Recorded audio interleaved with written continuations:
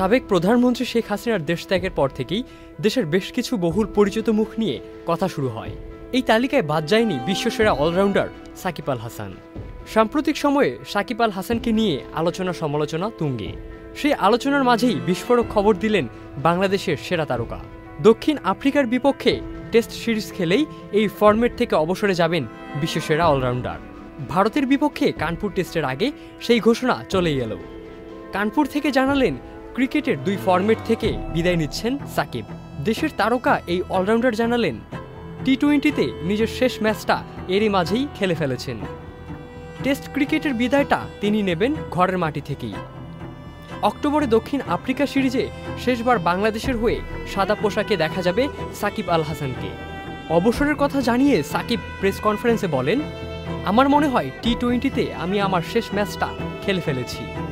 মিরপুর টেস্টে দক্ষিণ আফ্রিকার বিপক্ষে খেলতে পারলে সেটি হবে আমার শেষ টেস্ট। হ্যাঁ, দেখুন, এখন পর্যন্ত আমি তো অ্যাভেলেবল, যেহেতু দেশে অনেক পরিস্থিতি আছে, স্বাভাবিকভাবেই সব কিছু হয়তো আমার উপরে না। স্বাভাবিকভাবে ওই জিনিসগুলো আমি বিসিবির সাথে ডিসকাস করেছি, যে তাদেরকে বলা হয়েছে স্বাভাবিকভাবে যে আমার কি প্ল্যান, স্পেশালি টেস্ট ক্রিকেট নিয়ে।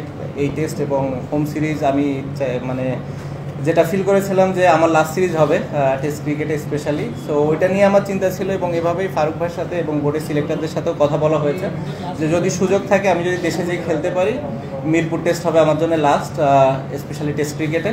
এবং সেই কথাটা বোর্ডের সবার সাথে বলা হয়েছে এবং তারা এই বিষয়টা জানে এবং তারা চেষ্টা করছে যে কীভাবে এটাকে সুন্দরভাবে অ্যারেঞ্জ করা যায় এবং যাতে করে আমি যে খেলতেও পারি এবং নিরাপদ ফিল করি। অ্যাট দি সেম টাইম যখন দেশের বাইরে আসার দরকার হবে এবং দেশের বাইরে বের হতেও যেন আমার কোনো সমস্যা না হয়, এই জিনিসটা বোর্ড খেয়াল করছে। এবং যারা এই বিষয়গুলোর সাথে রিলেটেড মানুষ আছে তারাও এই বিষয়টা দেখবে এবং দেখছে বলে আমি মনে করি। এবং তারা হয়তো আমাকে একটা ডিসিশন দিবে, যেটার ভিত্তিতে আমি হয়তো দেশে যে খুব ভালোভাবে খেলে অ্যাটলিস্ট টেস্ট ফরম্যাটটা ছাড়তে পারবো। না না, অবশ্যই কষ্ট কিংবা অভিমান থেকে নেয়া না। আমার কাছে মনে হয় যে this is the right time. প্রাকৃতিক ও নিরাপদ জিরোকাল ক্লাসিকের সাথে এখন পাওয়া যাচ্ছে জিরোকাল স্টেভিয়া। মুভ অন করার জন্য এবং নতুনদের আসার সুযোগ তৈরি করে দেওয়ার জন্য।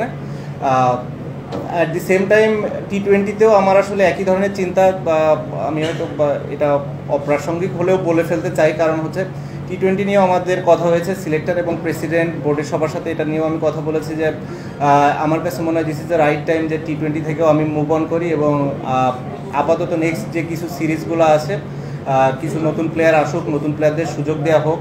অ্যাট দি সেম টাইম আমি যদি ফ্র্যাঞ্চাইজি লিগ খেলাগুলোর সুযোগ পাই, এখানে ভালো করতে থাকি, 6 মাস 1 বছর পরে যদি কখনো মনে করে বিসিবি যে হ্যাঁ না, এখানে টি-20তে আমার কন্ট্রিবিউট করার একটা সুযোগ আছে, আমি পারফর্ম করছি এবং ফিট আছি, দেন আমরা ডিসাইড করতে পারি। বাট অ্যাট দিস মোমেন্ট আমি নিজেকে অন্তত টি-20তে দেখছি না।